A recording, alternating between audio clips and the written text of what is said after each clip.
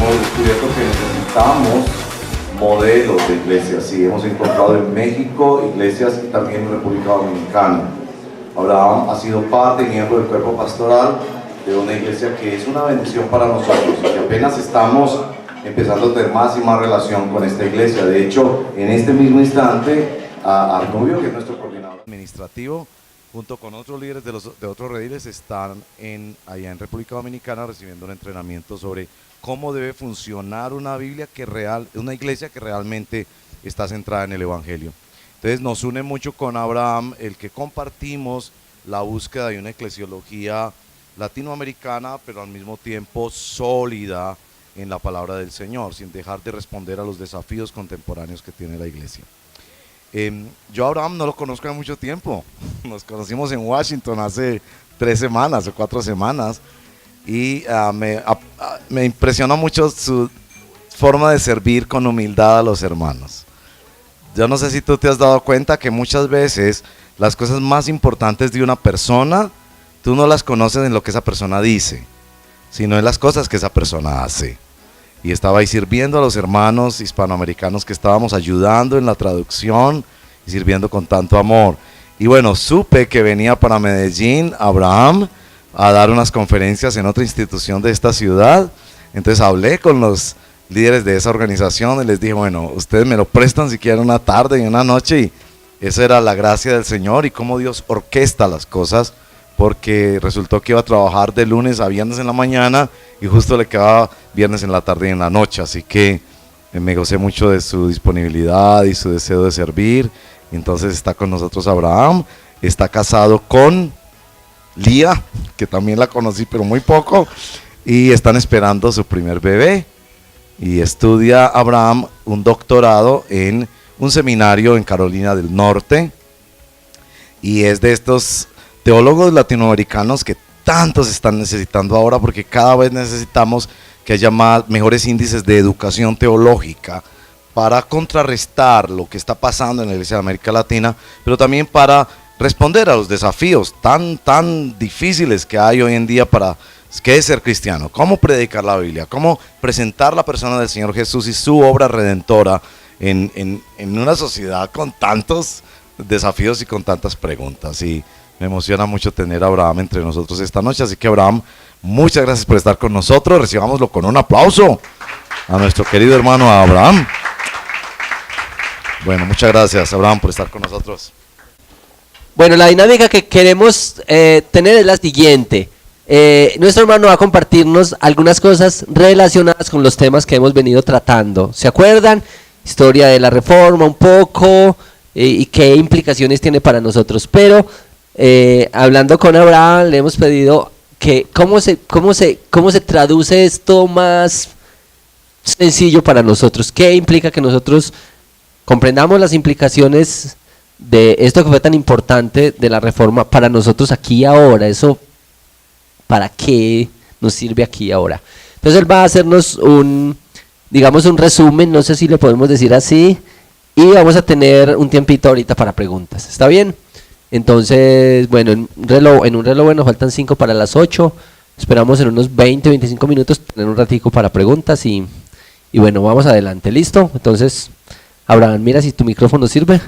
Probando. Muchas gracias por la invitación. Para mí un privilegio estar aquí. Discúlpeme el acento, yo soy dominicano y a veces hablamos un poco rápido y nos comemos las palabras. Así que si no entienden algo pueden pedirme que repita.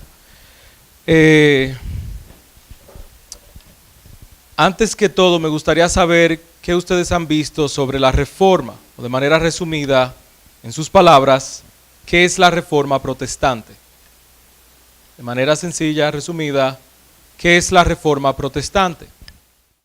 La Reforma fue un movimiento realmente donde los reformadores querían volver a las Escrituras.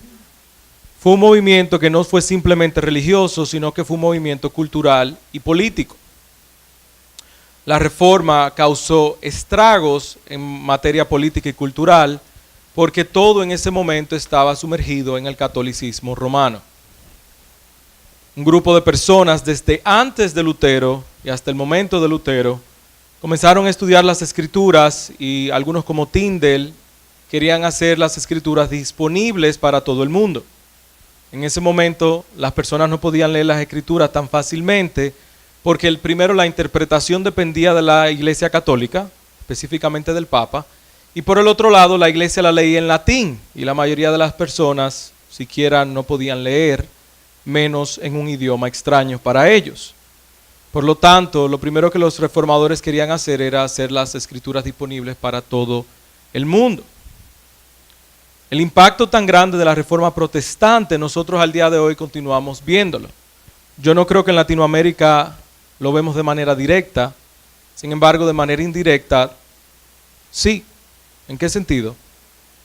Bueno, toda iglesia que no es católica, dígase el Redil, por ejemplo, una iglesia o independiente, o bautista, o presbiteriana, es producto de la reforma.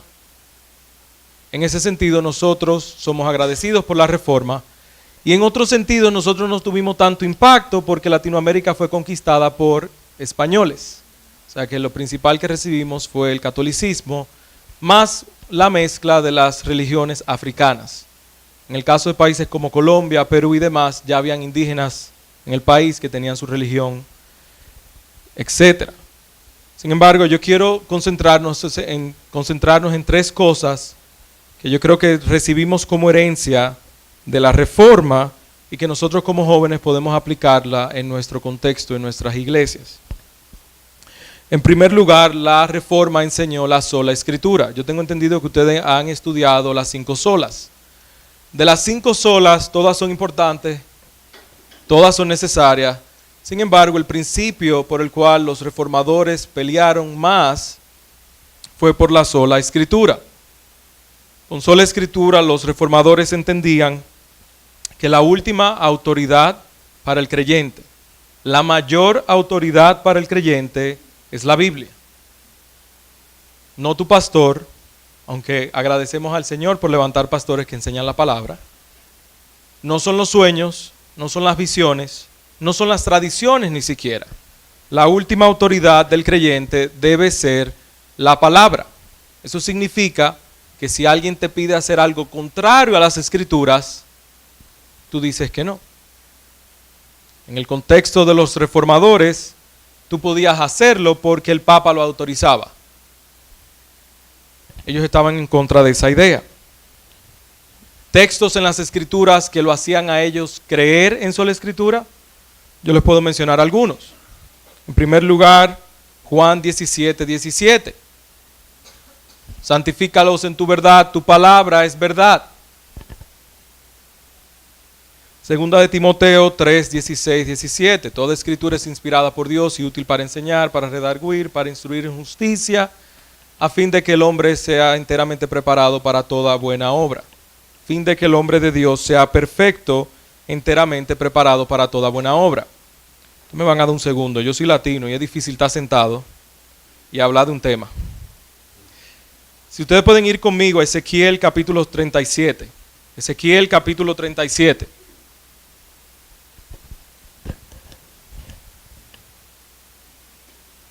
Ezequiel capítulo 37 es uno de los textos en el cual los reformadores se basaban porque ellos entendían que las escrituras tenían poder para traer a salvación a las personas.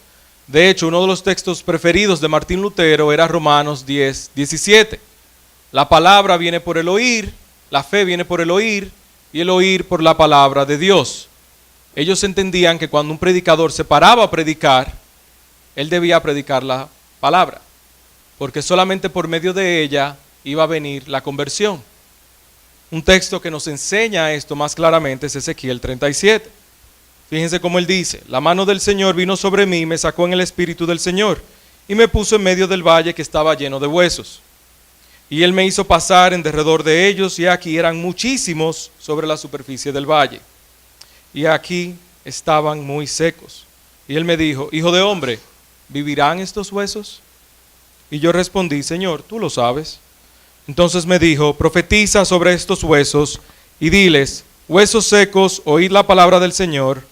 Así dice el Señor Dios a estos huesos: he aquí haré entrar en vosotros espíritu y viviréis, y pondré tendones sobre vosotros, haré crecer carne sobre vosotros, os cubriré de piel y pondré espíritu en vosotros y viviréis y sabréis que yo soy el Señor. Fíjense lo que Dios le mandó a Ezequiel hacer, pararse delante, por así decirlo, de un cementerio. Ezequiel se para delante de ese valle de huesos secos y miren lo que él dice. Profeticé pues como me fue mandado. Y mientras yo profetizaba, hubo un ruido y luego un estremecimiento. Y los huesos se juntaron, cada hueso con su hueso. Y miré y aquí había tendones sobre ellos. Creció la carne y la piel los cubrió. Para los reformadores, el poder de la palabra era tal que traía a un muerto a la vida. Efesios capítulo 2. Estando muertos en nuestros delitos y pecados, Él nos da vida, Él nos perdona, Él nos trae a salvación. En el día de hoy, sola escritura ha perdido su importancia. Nuestras iglesias dicen creer en sola escritura y muchas de nuestras iglesias son sanas y así lo hacen. Sin embargo, nosotros muchas veces perdemos de vista que sola escritura sigue siendo cierta aún para nosotros en el día a día. La razón por la cual yo debo tomar una decisión no es simplemente un consejo, aunque los consejos son importantes y se nos llama a escuchar el consejo. La razón última por la cual hagamos algo o por la cual hacemos algo debe ser una convicción a la luz de las Escrituras. No a la luz de un sueño, no a la luz de una visión, no a la luz de una tradición. Y pongo esos ejemplos porque muy fácilmente tomamos decisiones a la luz de una tradición, lo que yo siempre he hecho.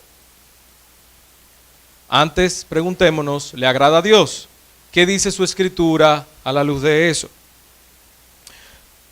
Por otro lado, la justificación por la fe sola, otra de las 5 sola fide, justificación por la fe sola, fue un tema sumamente importante para los reformadores. ¿Por qué? Porque el contexto donde ellos venían, la fe necesitaba obras para que una persona fuese salva. Y aunque nosotros afirmamos muchas veces, y lo afirmamos correctamente, de que nosotros no somos salvos por las obras, sino por la fe, muchas veces en el día a día, tristemente caemos en eso. Si usted no hace su devocional un día, usted se siente mal. Puede ser que se sienta mal porque no duró tiempo con el Señor, o puede ser que se sienta mal porque no cumplió con una lista de requisitos. Tengo personas que, y muchas veces me han sucedido, donde estoy pensando, no me siento bien, algo ha sucedido, y creo que no puedo ir delante del Señor porque he pecado, por ejemplo. No puedo ir delante de Él porque estoy sucio, porque soy pecador. Eso prácticamente es salvación por obras. Yo creo que debo limpiarme antes de ir delante del Señor. Cuando las Escrituras nos enseñan que porque estoy sucio, puedo ir realmente delante de Dios. La razón por la que tú puedes pararte delante de Dios es realmente porque tú eres pecador, imperfecto, y Cristo pagó por ti. Esto parece ser un tema obvio para nosotros porque nosotros no estamos en la Iglesia Católica. Y nosotros decimos amén, por la fe sola. Sin embargo, en el día a día muchas veces no lo reflejamos en la manera que vivimos, o por lo que creemos, o por cómo actuamos. Para los reformadores ese principio es sumamente importante. Una persona que piensa que su salvación es por obra, vive ansiosa. Uno va a vivir ansioso prácticamente si nosotros vivimos de esa manera. Lo que a nosotros nos da paz, nos da tranquilidad, nos trae gozo, es que a pesar de mis faltas, a pesar de mis fallas, Jesucristo me sigue amando, sigue perdonando mis pecados. De hecho, pagó por todos ellos hace 2000 años. Y yo puedo vivir conforme a esa verdad. Eso no significa que ahora yo voy a vivir en pecado. Ese no es el entendimiento. Al revés, el entendimiento es yo voy a perseguir una vida de pureza. Por último, el último punto en el cual los reformadores hicieron mucho énfasis fue el sacerdocio de cada creyente. ¿A qué yo me refiero con el sacerdote? ¿A qué se referían los reformadores con el sacerdocio de cada creyente? En el contexto católico donde estaban los reformadores, el ministro ordenado era el clero, eso significa era el sacerdote católico. Él, solamente él podía interceder delante de ti con Dios. Él era el intercesor entre tú y Dios. De hecho, en un momento en la Iglesia Católica, él era intercesor entre tú y María, porque el cura iba donde María para que María intercediera por ti delante de Jesús, porque Jesús va a honrar a su padre y a su madre, y si María intercede por ti, él va a escuchar a María. Eso es una enseñanza en la iglesia, aún al día de hoy. Los reformadores veían en las Escrituras algo contrario. En Primera de Pedro, capítulo 2, Pedro habla de la iglesia como una nación santa, un reino de sacerdotes. Si ustedes recuerdan esa frase se da en el Antiguo Testamento al pueblo de Israel. Antes de Israel pecar en Éxodo capítulo 32, Dios les prometió a ellos que ellos si obedecían iban a ser un reino de sacerdotes. El sacerdote intercede por las personas delante de Dios. Sin embargo, cuando ellos pecan, Dios decide que solamente los levitas iban a ser sacerdotes. Sin embargo, en el nuevo pacto, en el Nuevo Testamento, Pedro nos asegura que cada uno de nosotros es un sacerdote. Bien, de manera práctica, ¿qué eso significa? Usted es ministro del Evangelio. Así de sencillo. Usted es ministro del Evangelio. Cuando nosotros utilizamos la palabra ministro, ¿a quién nos referimos usualmente? ¿A quién nos referimos? La persona que está aquí delante, al pastor. Usualmente en nuestro entendimiento de la palabra ministro es el pastor solamente. Sin embargo, a la luz de las Escrituras, si tú eres creyente, cada uno de ustedes es ministro de la palabra. Cada uno de ustedes es sacerdote delante de Dios. Eso significa que cuando usted vaya a la iglesia, usted no es consumidor. Usted no consume solamente la prédica que recibe del púlpito, la música que recibe de aquí delante. Si le gusta, bien; si no le gusta, busca otra iglesia. Cuando usted viene a la iglesia, usted es realmente un ministro. Usted vino a trabajar. Eso significa que usted va a edificar el uno al otro, exhortarse el uno al otro. Usted va a ministrar el evangelio a un hermano que tal vez esté triste o ansioso y él necesita del evangelio y necesita que tú ministres a su corazón. Por eso en las Escrituras una y otra vez nosotros tenemos mandamientos unos a otros. Amaos los unos a los otros, exhortaos los unos a los otros, alentaos los unos a los otros. Y tú comienzas a ver mandamiento tras mandamiento los unos a los otros, y hay un énfasis fuerte en el hecho de que nosotros no somos consumidores. No podemos serlo. Es imposible ser consumidor cuando nosotros estamos llamados a una tarea específica, y es ministrarnos unos a otros. De hecho, algo tan sencillo como el cantar, que para nosotros cantar al día de hoy es un evento sumamente individual. De hecho, usted va a un concierto y a usted no le interesa a la persona que está al lado, a usted le interesa usted disfrutar del concierto. ¿Sí o no?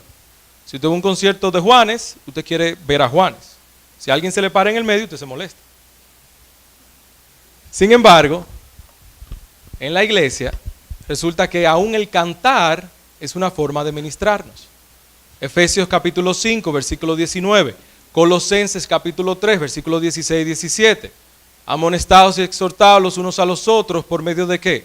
Pablo dice, himnos, salmos y cantos espirituales. De hecho, en el texto de Colosenses, él dice que la palabra sobreabunda en ustedes por medio de esas cosas. O sea que aún algo tan sencillo como el cantar, las Escrituras no lo ve como consumir. Las Escrituras lo ve como nosotros proveer exhortación y amonestación a mi hermano.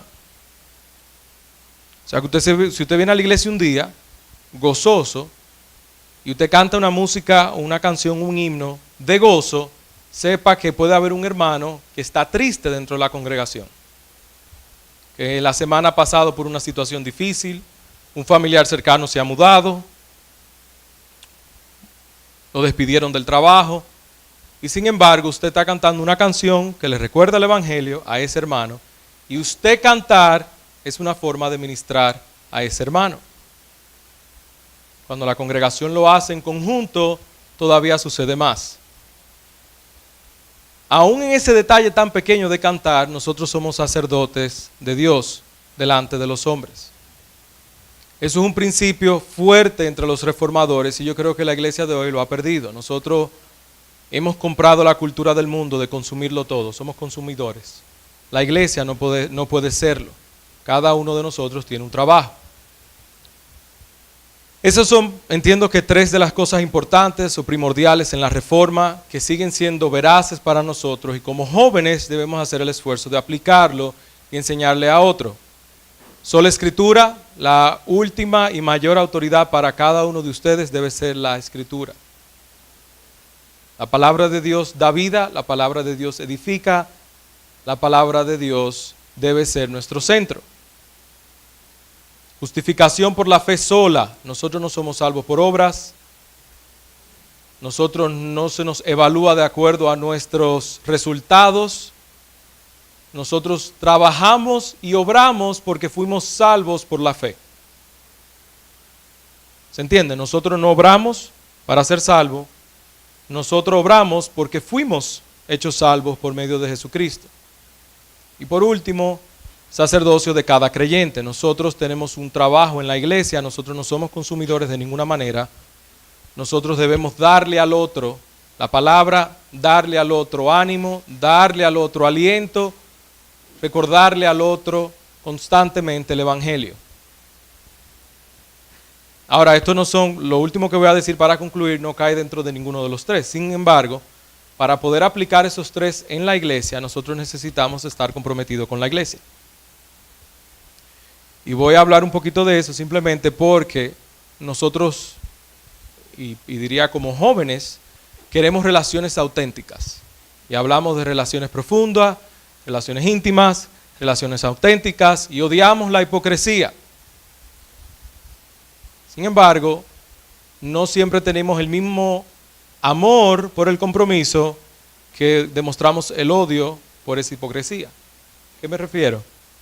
Para nosotros poder administrar a otros, predicarnos el evangelio el uno al otro, nosotros debemos comprometernos el uno con el otro. Las iglesias al día de hoy le llaman membresía, puede llamarle familia, puede ser una membresía formal o informal. Al final, usted hace un compromiso con el cuerpo de Cristo de amarlo y de servirle. Y el cuerpo hace un compromiso con usted de amarle y de servirle, en las buenas y en las malas. De esa única manera es que nosotros realmente vamos a poder tener relaciones profundas, de intimidad y amistad real, donde nos servimos el uno al otro. Sin ese compromiso, usted no puede ser sacerdote de nadie. No puede ser sacerdote de nadie. Sin ese compromiso. Eso es todo en cuanto a la reforma y algunos puntos que yo creo que son importantes para nosotros el día de hoy. Ahora, si ustedes tienen alguna pregunta, ya sea de eso o algún otro aspecto de la reforma. Sí, de eso o de algún otro aspecto de la reforma. Es el momento de las preguntas. ¿Están listos para las preguntas? ¿O no hay preguntas? Sí hay preguntas. Ok, Juan Guillermo y Julián. ¿Listo? ¿De allá? ¿Desde allá? Bueno. En el mundo a veces nos encontramos con personas que es muy difícil que puedan entender el tema de la reforma. Es tan fácil dejarse llevar por las cosas que hemos recibido y enseñanzas que hemos recibido de antes, que poder entender profundamente los principios y las verdades que los reformadores quisieron otra vez retomar, a veces es muy complejo, y poder entender y poder vivir y aplicar en nuestras vidas todo esto que los reformadores quisieron darnos, para mí realmente es difícil, y es difícil más en un contexto como en el que vivimos en este tiempo. Sí, es difícil. Me imagino que en Colombia puede ser aún más difícil, donde el catolicismo sigue siendo fuerte.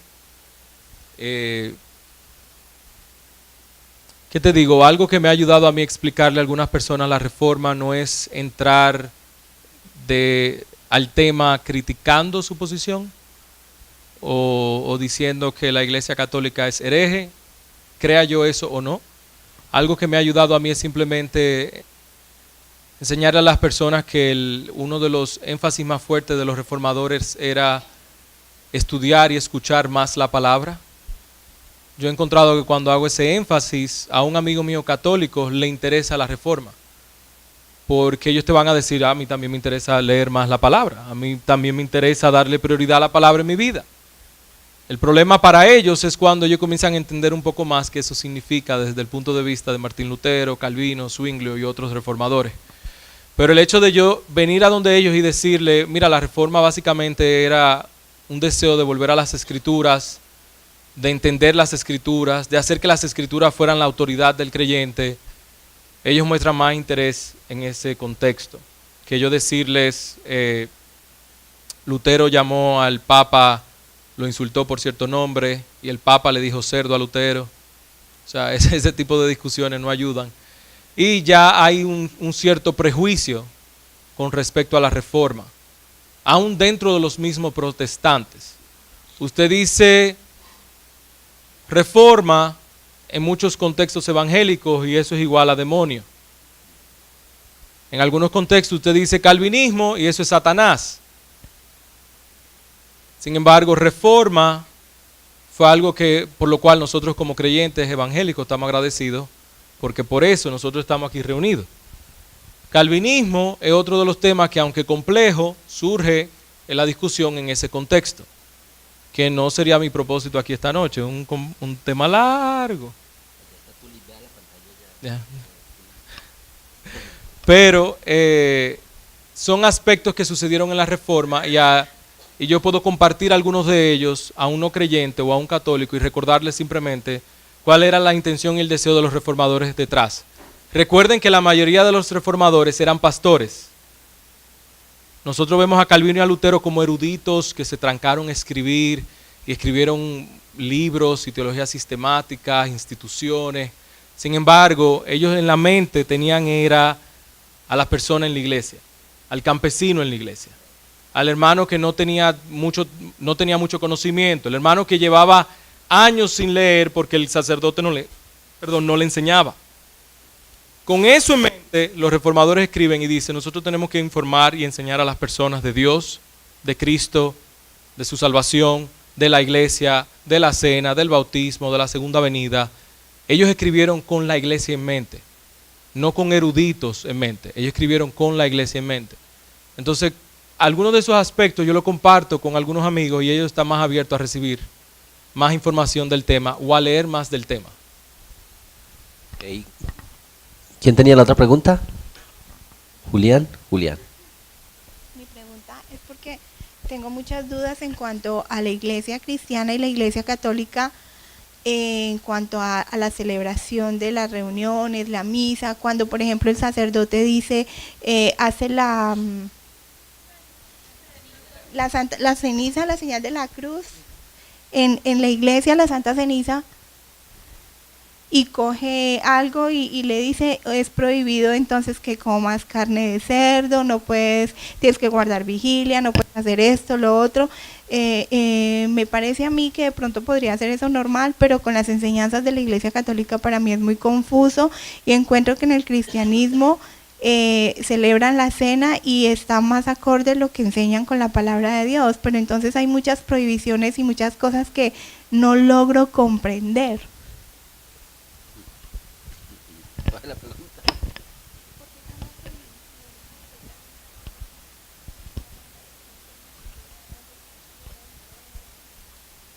La diferencia en las enseñanzas se basa en el entendimiento de qué nosotros hacemos y el propósito del culto y aún de la cena del Señor. Para la Iglesia Católica Romana, la misa y la celebración de la Eucaristía o la cena se basa en la crucifixión constante de Cristo. Cada semana, cuando el sacerdote levanta los elementos y dice, este es mi cuerpo, el sacerdote debe levantar ambos elementos y decir, este es mi cuerpo, él está instruyendo que la iglesia está crucificando a Cristo nuevamente, cada semana. Nosotros creemos que no. Según las Escrituras, el sacrificio y la muerte de Cristo fue una vez y para siempre. Eso significa que cuando nosotros nos reunimos a tomar la cena, nosotros recordamos su muerte en la cruz, nosotros recordamos la unión que Él compró por medio de la cruz, la unión que Él compró en nosotros como cuerpo, y recordamos y esperamos su segunda venida cuando todos nosotros vamos a tomar la cena con Él. Entonces, la diferencia por la cual nosotros celebramos, por lo cual celebramos de manera distinta, es porque nosotros tenemos dos entendimientos distintos de fondo. Ellos quieren crucificar a Cristo cada semana, nosotros creemos que eso es falso. Cristo ya fue crucificado una vez y para siempre. Las prohibiciones surgen de la tradición, en el caso de ellos. Muchas de sus enseñanzas, la Iglesia Católica no necesita un texto para apoyarse. Ellos pueden apoyarse en la tradición. Nosotros no promovemos la prohibición de alimentos, ni cierto tipo de prohibiciones, porque las Escrituras no nos permiten hacerlo. Pablo le dice a Timoteo que aquellos que prohíben a otros disfrutar de las cosas buenas que Dios ha hecho, como ciertos alimentos o aún de casarse, enseñan doctrinas de demonios. Nosotros no lo decimos, Pablo lo dice. Para Pablo, alguien que prohíbe el matrimonio, él dice eso es una doctrina de demonio. Para Pablo, alguien que prohíbe un alimento bueno y creado por Dios como bueno, para Pablo eso es una doctrina de demonios. Por eso nosotros no apoyamos ni la prohibición de ciertos alimentos, ni la prohibición de casarse, ni ciertas prohibiciones que son regulares y normales en la Iglesia Católica. No sé si eso responde la pregunta. Por allá atrás había una pregunta, Sarita. Cuando una persona te dice que no hay verdad absoluta, tú le debes preguntar cómo tú debes interpretar esa frase. Si esa frase es absoluta o relativa. Si esa frase es relativa, tú le dices, entonces sigue de largo, no importa lo que tú digas. Si es absoluta, su frase es falsa. Cuando yo trato con un ateo con ese tipo de argumentos, usualmente yo trato de verle lo irracional del argumento, lo irracional de alguna de las cosas que ellos creen, para luego entrar a las Escrituras. Para serte honesto, yo no soy muy amante de dar muchas evidencias. Esa es mi posición. El ateo no va a venir a la fe por evidencias. Las evidencias están en la creación y son de sobra. Hay evidencias. Sí hay personas que tienen dudas reales y uno puede responderles esas dudas, algunas de las evidencias, alguna duda con respecto a las Escrituras, alguna duda con respecto a la persona de Dios. Sin embargo, esa persona lo que necesita es ver lo irracional de lo que él cree y que aún lo que él cree depende de las Escrituras. Por ejemplo, tenía un amigo ateo que me dice que él no creía en Dios porque había mucho mal en el mundo. La pregunta que yo le hago a él, ¿cómo tú sabes lo que es malo y lo que es bueno? Él me dice, eso es relativo. Yo le digo, bueno, hay un problema. Tú sabes que hay algo que está bien y que está mal. Tú sabes que hay un estándar de lo que es bueno y lo que es malo. Yo entiendo y es obvio que si ese estándar está en cada persona, porque ellos te dicen, no, pero hay tribus que son caníbales. En la tribu caníbal nadie se atreve a comer el hijo del jefe. En la tribu del caníbal nadie se atreve a comer el hijo del jefe de la tribu, del cacique. Léelo para que tú veas, investiga. Nadie se atreve a comer el hijo del caníbal, del jefe de la tribu. ¿Por qué? Es el hijo del jefe. O sea que ellos son caníbales hasta cierto punto. O sea que aún en ese tipo de contexto hay un estándar del bien y el mal. Sin embargo, el problema del ateo, y el amigo mío que yo le decía, tú quitaste quien pone el bien y el mal, Dios, por lo tanto no debería haber estándar, por lo tanto no debería haber bien y mal. ¿De qué tú hablas? O sea, no me hace sentido que tú me digas que no crees en Dios porque hay mucho mal, Cuando tú asumes el estándar de bien y el mal que las escrituras ponen. Nadie cree que el mal es relativo y que la verdad es relativa. Eso es mentira. Había un predicador y apologeta que él decía, cuando alguien te diga que la verdad es relativa, dale un puñetazo o una galleta. Cuando él quiera reaccionar, tú le dices, espérate, pero para mí eso era bueno. Róbale la cartera, róbale el dinero. Cuando él te diga, pero es mi dinero, no, es relativo, tu dinero es mi dinero. De hecho, ese tipo de lógica es la lógica que tienen los ladrones, o yo creo que ustedes le dicen rateros, los ladrones. Los ladrones dicen, tu cartera es mi cartera. Y tú dices, no, espérate, no es así. No, mi cartera es mi cartera. Sin embargo, la lógica del ladrón es lo tuyo y mío es lo mismo.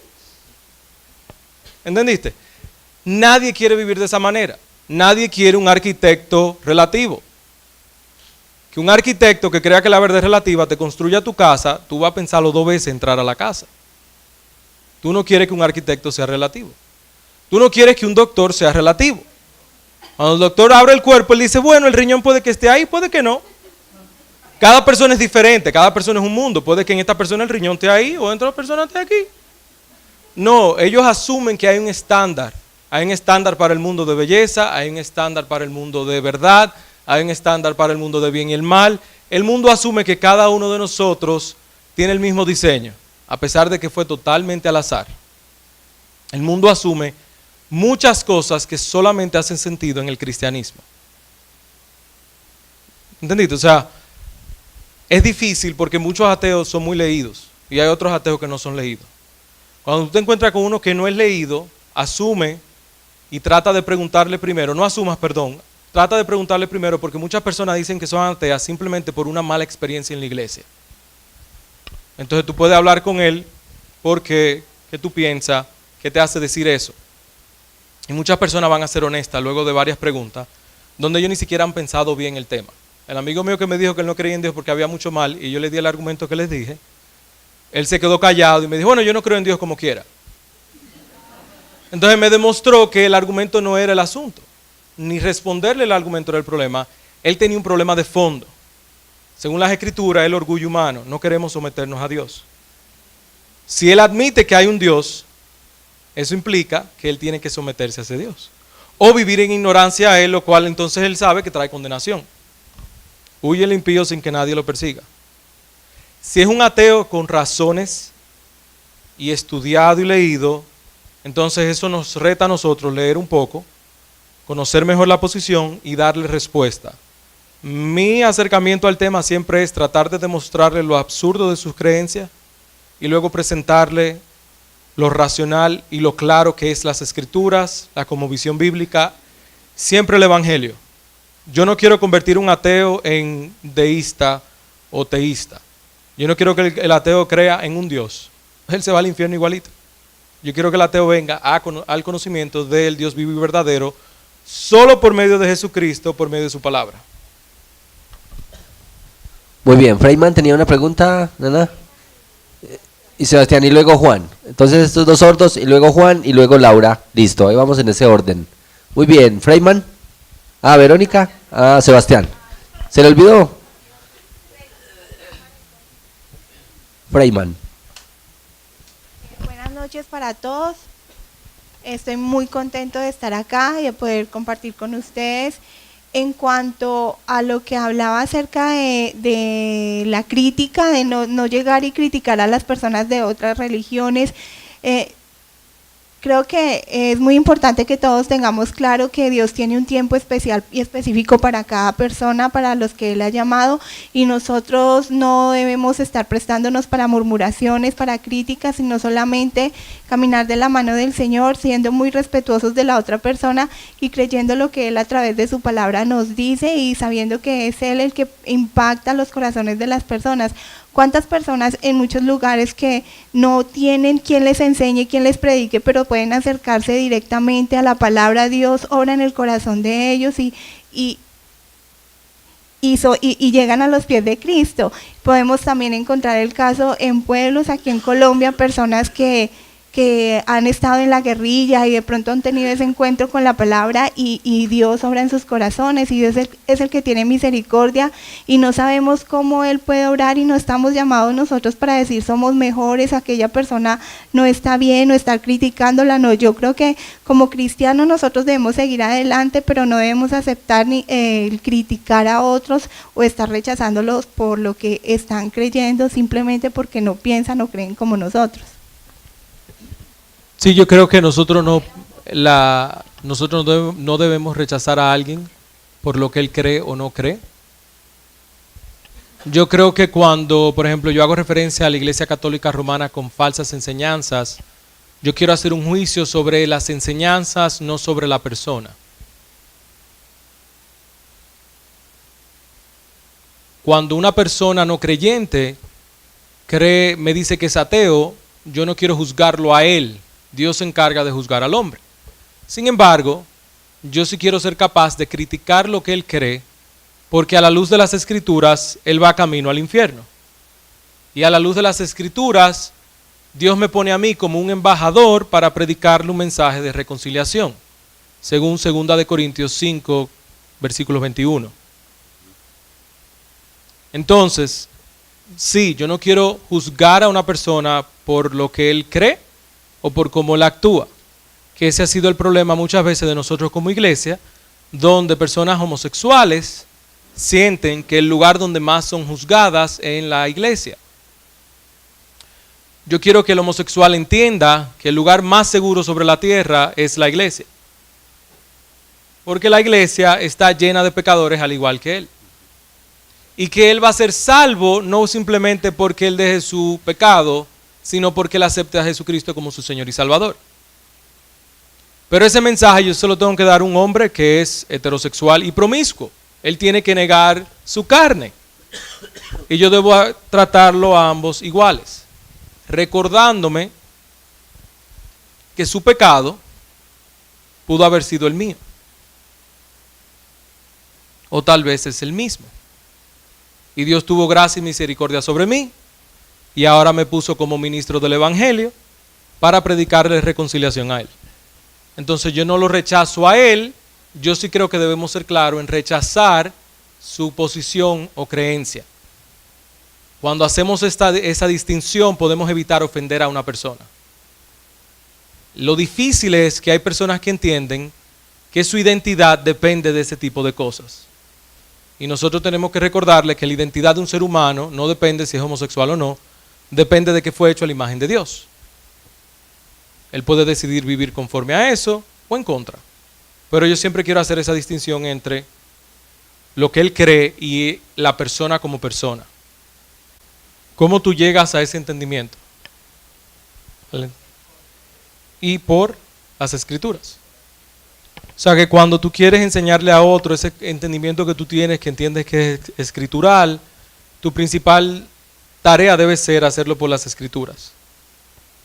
Eso por un lado. Nosotros debemos tener las Escrituras otra vez en el centro. Si queremos a alguien que sea afectado con un evangelio correcto, que deje su evangelio distorsionado, nosotros debemos hacer el esfuerzo de enseñarle las Escrituras. Eso implica tal vez enseñarle Romanos o implica tal vez ir a través de todas las Escrituras. Eso por un lado implica enseñar y leer las Escrituras. Por el otro lado implica paciencia. Ninguno de nosotros llega a un entendimiento bíblico de la noche a la mañana. Si nosotros venimos de un contexto donde, le pongo un ejemplo donde donde tengo un amigo mío que viene y donde yo trabajé con esos pastores, él viene de un contexto donde el pastor predicaba lo que él soñaba.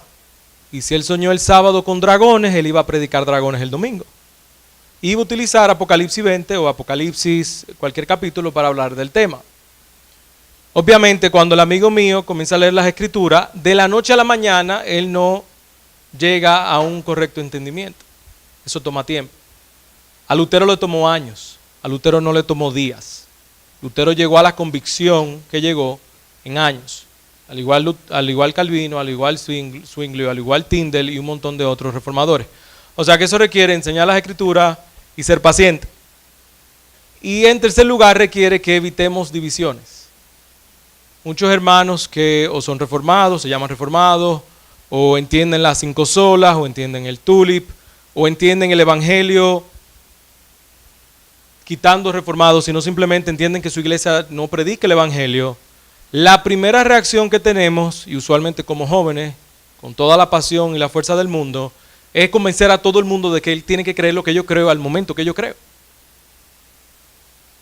Eso usualmente crea divisiones en la congregación. El problema que yo tengo con ese tipo de actuaciones es que, según Pablo, aquel que crea divisiones dentro de la congregación actúa como impío. O sea que, para que tú entiendas, aún tú teniendo un evangelio correcto, aún tú llegando a un entendimiento de las escrituras más correcto que tus pastores, que tu iglesia o de la iglesia donde tú viniste, tomar la actitud de ser el guerrilla, yo sé que ustedes dicen guerrilla, ser el guerrilla, donde tú vas a convencer a todo el mundo y llevarlo al punto de vista que tú tienes, y lo haces sin amor, sin gracia y sin paciencia, tú lo que en realidad puedes crear es una división.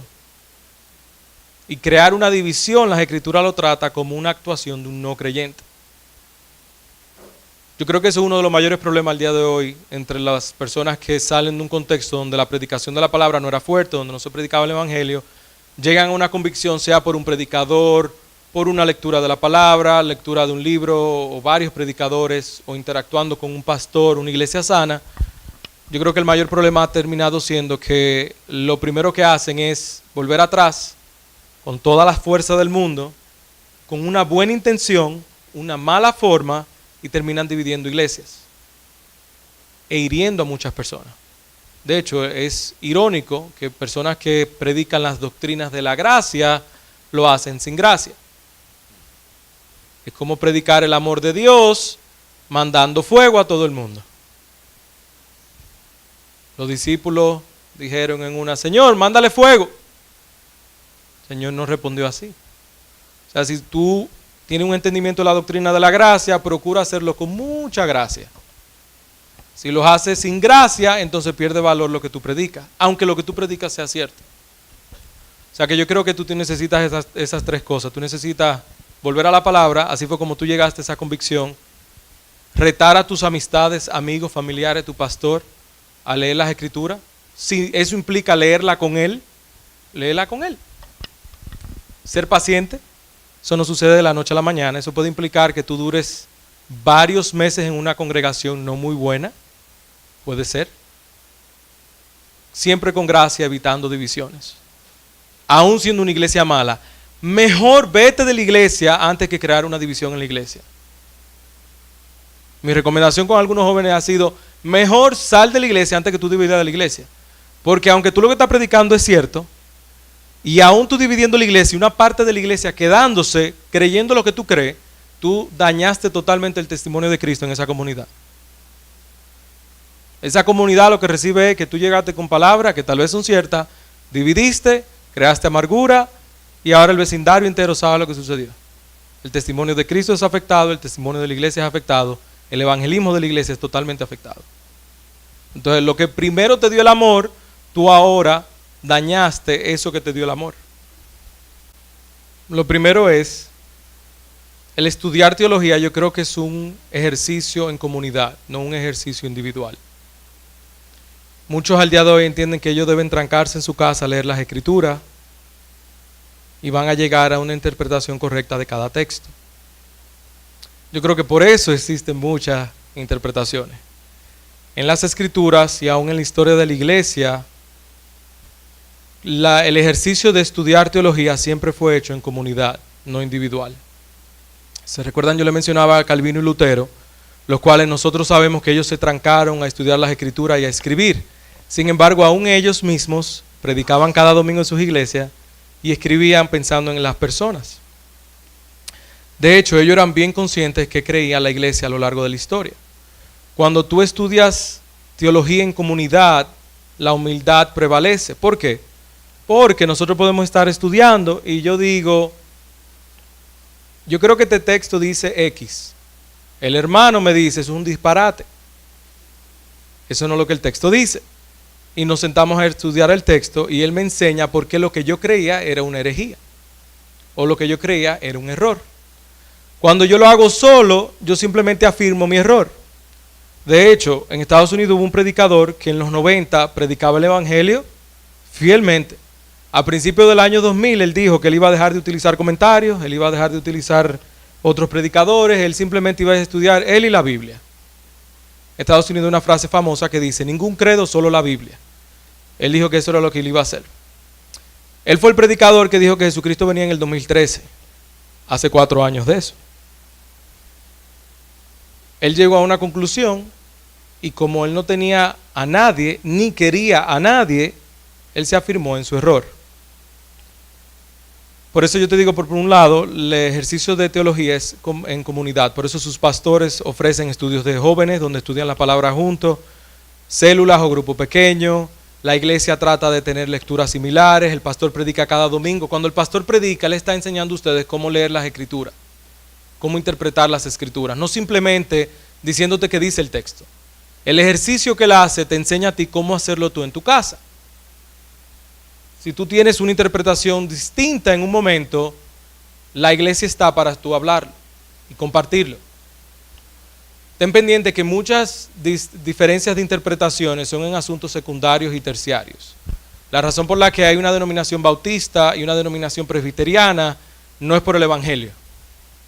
El evangelio es claro, la vida de la iglesia es claro cómo debemos vivir a la luz del evangelio. Las cosas básicas para el creyente es claro. ¿Qué distinciones tenemos? Bueno, yo entiendo que el gobierno de la iglesia debe ser de una manera, mi hermano presbiteriano entiende que de otra manera. Yo esta semana le estuve enseñando gobierno de la iglesia a un grupo de hermanos que la mayoría son presbiterianos. Yo soy bautista. Y ellos al principio tenían la tensión de en qué yo voy a estar diferente contigo, que tú nos vas a enseñar y nosotros nos vamos a oponer. Sin embargo, yo les desarmé la defensa porque yo les decía, nosotros decimos lo mismo y creemos lo mismo y somos hermanos. Y la razón por la que ustedes están aquí escuchándome es porque ustedes entienden que yo soy hermano de ustedes. Diferencias secundarias y terciarias, algunas de ellas las vamos a saber cuando lleguemos al cielo. Cuando mi llamado sería estudia teología en grupo. Nunca estudié teología solo. Aún hermanos que tienen la capacidad de estudiar en institutos o online o presencial o en grupo o tienen que viajar a tomar una clase, yo les diría eso, compártalo en un contexto donde usted se encuentra. Compártalo con el pastor, compártalo con los hermanos. Siempre mantengan esa conversación abierta, porque nosotros somos muy propensos a hacer y a creer lo que nosotros queremos creer. La carne jala, nosotros decimos en Santo Domingo, jala para su lado. O sea, la carne trata de tirar de la soga para su lado. Entonces nosotros debemos negar ese sentido de yo me las sé todas, yo nada más necesito las escrituras, yo me he leído todos los libros que hay de este tema, yo sé de más. Que nosotros el día de hoy tenemos muchos teólogos porque leyeron 2 libros. De hecho, el pastor dice que yo soy teólogo. Yo no soy teólogo, yo estoy aprendiendo. Y cada día que aprendo me doy cuenta que menos sé. Sin embargo, si yo me quedo solo, yo me voy a afirmar en mi error totalmente. Tú necesitas la comunidad de la iglesia. Por eso la importancia cuando yo decía el comprometernos con la congregación local. Si tú me preguntas, Abraham, ¿cuál es tu posición de la expiación limitada? Yo te digo, habla con tus pastores. Yo te puedo dar mi opinión a la luz de las escrituras, pero tú tengas un contexto de la iglesia local, donde ustedes están estudiando los textos y donde ustedes llegan a una afirmación como iglesia. Es el contexto que más te debe importar. No tanto que eso no significa que no me pregunten mi opinión, yo se la doy. Pero al fin y al cabo, este contexto va a ser primordial que la opinión de un externo. No sé si eso te responde. Bueno, vamos cerrando. A mí me encantaría pues gracias a Abraham por este tiempo que ha sacado. Esta ha sido una semana muy fuerte de trabajo y de clases para él y aún así sacó este tiempo para estar con nosotros. Creo que vale la pena que nosotros entremos en estos temas. No siempre son los temas como más llamativos o atractivos. Hay otros temas que a veces los jóvenes quieren que abordemos. Sin embargo, nos hemos dado, como dicen, nos hemos dado la pela por abordar estos temas que son en algunos puntos densos, a veces complejos, difíciles para entender, a veces, pero hemos procurado pues ponerlos digeribles. pero vale la pena que tengamos como actitud, como disposición para aprender y para crecer en esto. Y yo sé que el Señor está haciendo la obra en nosotros, ¿no? Un poco uno a veces quisiera que el otro vaya al ritmo de uno, quisiera que sus familiares o que sus amigos pues ya sean unos reformados, ¿cierto? Pero vamos comprendiendo el Evangelio poco a poco y vamos creciendo juntos.